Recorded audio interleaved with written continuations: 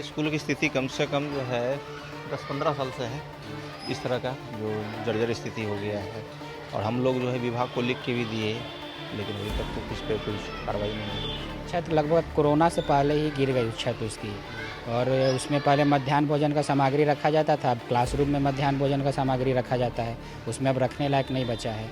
आज news phonation पर हैं आप और मैं हूं आपके साथ रजनीश यादव। कहते हैं स्कूल विद्या का मंदिर होता है और उसी मंदिर में बच्चे अपने भविष्य संवारने के लिए स्कूल में पहुंचते हैं। हालांकि इस वक्त हम एक ऐसे ही स्कूल में है, सरकारी स्कूल में है, जिसका भवन जो है वो काफ़ी जर्जर स्थिति में पहुंच चुका है। आप देख सकते हैं तस्वीरों के माध्यम से कि किस तरह से ये भवन जो है वो जर्जर स्थिति में है। जगह जगह से जो है सेलिंग के चट्टान जो है, यानी छत का जो सेलिंग होता है वो चट्टान जो है जगह जगह से छोड़ते हुए दिख रहा है। और जिसके कारण जो है बच्चे जो हैं वो काफ़ी भयभीत और डरे हुए रहते हैं कि कब वो किसी हादसे के शिकार हो जाए। तो सीधी तस्वीर हम इस RKK राजकीय बुनियादी विद्यालय की दिखा रहे हैं जो मानसलामी अंचल में पड़ता है, और उसकी तस्वीर हम आप तक सीधे दिखा रहे हैं कि किस तरह से यह स्कूल भवन जो है जर्जर स्थिति में पहुंच चुका है और किसी वक्त कोई भी हादसा सामने पेश आ सकता है। लेकिन वहीं दूसरी ओर तस्वीर हम अब दिखा रहे हैं कि इसी स्कूल भवन का एक रूम जो है वो उसमें मध्याह्न भोजन रखा हुआ जाता था, जो उसका सेलिंग जो है बिल्कुल पूरी तरह से नीचे ज़मींदोज़ हो चुका है।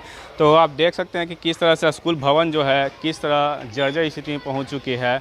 और यहाँ के बच्चे जो हैं काफ़ी भयभीत और सशंकित रहते हैं कि किसी भी वक्त कोई हादसा ना हो जाए। हालांकि KK पाठक के द्वारा लगातार नित्य नए नए रोज़ नियम बनाए जा रहे हैं, जिसके कारण जो शिक्षक जो है परेशान रहते हैं। हालांकि कई ऐसे शिक्षक जो हैं ऑफ द कैमरा यह कहते हैं कि बहुत सारे जो नियम हैं उनके द्वारा जो लागू की जा रहे हैं वो कुछ हद तक ठीक है, लेकिन कुछ कुछ नियम जो हैं वो टीचर के अनुकूल नहीं हैं। यहाँ पर कुछ शिक्षक हैं, उनसे हम जुड़ेंगे और जानेंगे कि इस स्कूल के बारे में, जानेंगे कि आखिर इस स्कूल की स्थिति कब से इस तरह से बनी हुई है।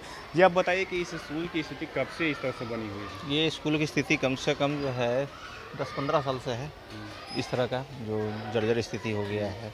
और हम लोग जो है विभाग को लिख के भी दिए, लेकिन अभी तक तो कुछ पे कुछ कार्रवाई नहीं हुई। तो कब से, मतलब ये स्कूल की स्थापना कब हुई थी? स्कूल की स्थापना लगभग 1930 ईस्वी के आसपास हुई थी। लगभग 90-95 साल स्कूल की स्थापना हुई हो गया। और स्थापना के बाद इसमें किसी भी तरह का मरम्मत कार्य नहीं हो पाया, जिसके वजह से ये विद्यालय एकदम जर्जर बना हुआ है और हमेशा खतरा बना रहता है। और स्कूल के बाहर के जो बाउंड्री वो भी कभी कभी गिर जाती है और बाहर के लोग भी आके बोलते हैं कि आप लोग स्कूल को ध्यान दीजिए। लेकिन हम लोग तो कई बार विभाग को दे चुके हैं लिख के, अभी तक कोई कार्रवाई नहीं हुई है। और आपके माध्यम से हम लोग उम्मीद करते हैं कि सरकार के संज्ञान में ये मामला आए और इस विद्यालय का कायाकल्प हो सके। स्कूल का एक पार्ट हमने देखा कि उसमें मध्याह्न भोजन का सामग्री रखी जाती थी, वो बिल्कुल गिरी हुई है। हाँ, उसकी छत लगभग कोरोना से पहले ही गिर गई छत उसकी। और उसमें पहले मध्याह्न भोजन का सामग्री रखा जाता था, अब क्लासरूम में मध्याह्न भोजन का सामग्री रखा जाता है, उसमें अब रखने लायक नहीं बचा है। और जहाँ मध्याह्न भोजन बन रहा है वो भी जर्जर स्थिति में है।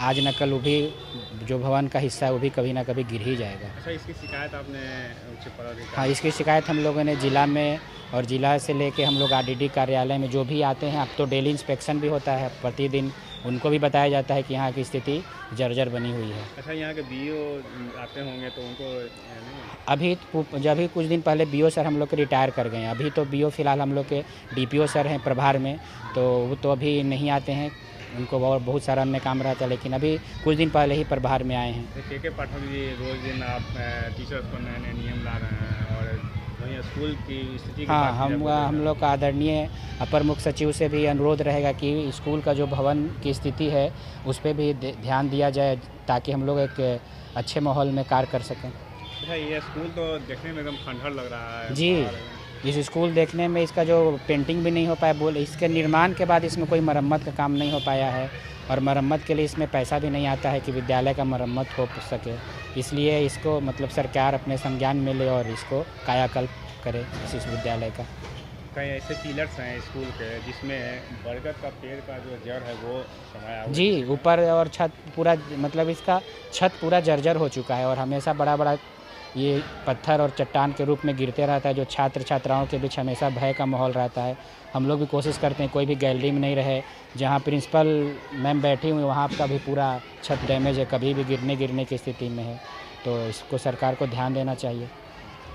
तो चलिए, ये थे शिक्षक इस स्कूल के। वो साफ तौर पर उनका कहना है कि सिर्फ शिक्षकों के ऊपर नियम ही नहीं बल्कि के पाठक जी से इन्होंने आग्रह भी किया है कि स्कूल की बुनियादी सुविधा जो है वो उसमें सुधार किया जाए, इंफ्रास्ट्रक्चर में सुधार किया जाए, जिसके बाद जो है यहाँ के बच्चे वो डरे सहमे और संशंकित रहते हैं, उससे बच सके। हालांकि हम आपको तस्वीर दिखा रहे हैं कि किस तरह से स्कूल के पिलर्स जो है आप देख सकते हैं, उसमें पेड़ जो है पेड़ का जड़ जो है वो घुसा हुआ है, और उसके कारण जो है जब बारिश का समय आता है तो पानी उससे रिश्ता है, और पूरे स्कूल भवन में जो है बारिश का पानी रिश्ता रहता है, जिसके बाद यहाँ के बच्चों में पढ़ने की समस्याएं उत्पन्न होती है। तो हमने दिखाया कि किस तरह से यह स्कूल जो है वो जर्जर स्थिति में है, और इसके बाद जो है यहाँ के बच्चे और पढ़ने वाले जो छात्राएं हैं वो